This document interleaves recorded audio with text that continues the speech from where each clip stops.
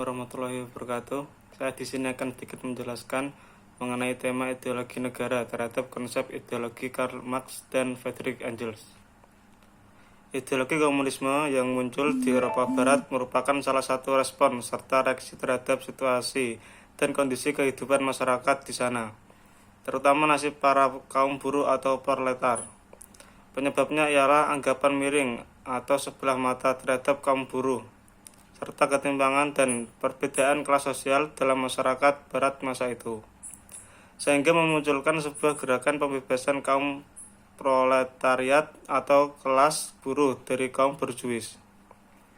Ide tersebut lahir dari seorang Karl Marx, lebih dikenal dengan Bapak Komunis, dan akhirnya terbentuklah Partai Komunis sebagai penguasa tunggal.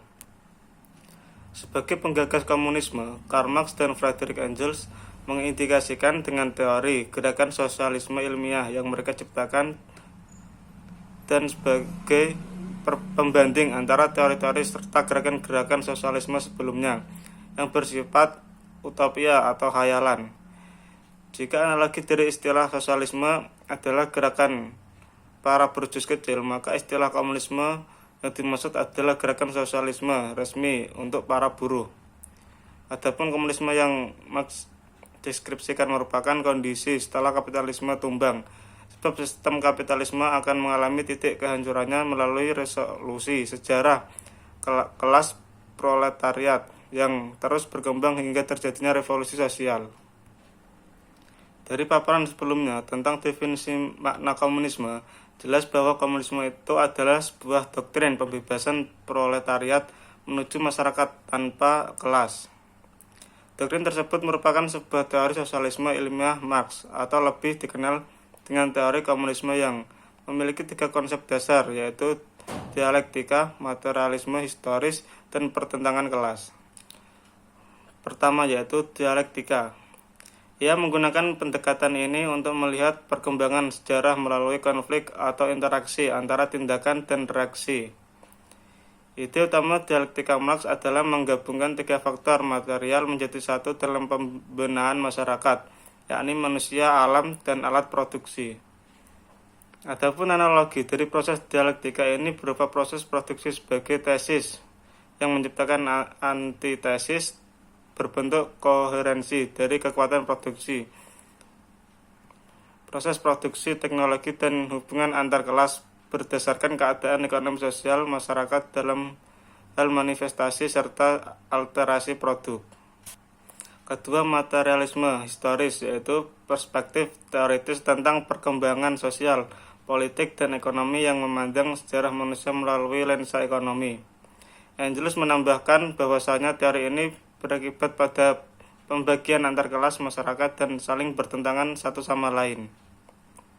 Dikarenakan Marx sangat dipengaruhi dan terkesan oleh Hegel, maka ia mengadopsi pendekatan yang berbeda secara fundamental dengan kenyataannya. Baginya dunia fisik atau disebut material tersebut adalah realitas, adapun gagasan serta pandangan kita ditentukan oleh hubungan kita dengan realitas itu. Ketiga, pertentangan kelas. Kelas yang dimaksud dalam teori komunisme adalah relasi individu-individu dengan alat produksi. Kelas dibedakan berdasarkan penguasa alat produksi, yaitu hal-hal yang digunakan untuk memproduksi barang atau lainnya, misalnya kekuasaan politik. Alat produksi berbeda-beda setiap periode masyarakat. Contoh alat produksi masyarakat tribal yaitu tanah, air, sapi, serta sarana pertanian dan peternakan. Dengan demikian, dapat disimpulkan bahwa konsep dasar komunisme Marx bercorak antroposentris, yaitu sistem komunisme lebih mengutamakan satu manusia sebagai pemimpin utama atau diktator dalam urusan politik dan kehidupan masyarakat, bahkan lebih parahnya lagi dengan menjadikannya Tuhan dalam kehidupan spiritualnya. Sebagai penutup, ideologi komunisme pada dasarnya dibangun di atas konsep dialektika materialisme Karl Marx serta kolaborasi ide pokok Engels. Secara garis besar, konsep dialektika Marx telah menanamkan doktrin bahwa seluruh kondisi, lembaga politik, dan kehidupan sosial merupakan hasil dari sejarah dan buatan maupun cipta daya manusia meliputi keluarga, negara, bahkan agama atau kepercayaan.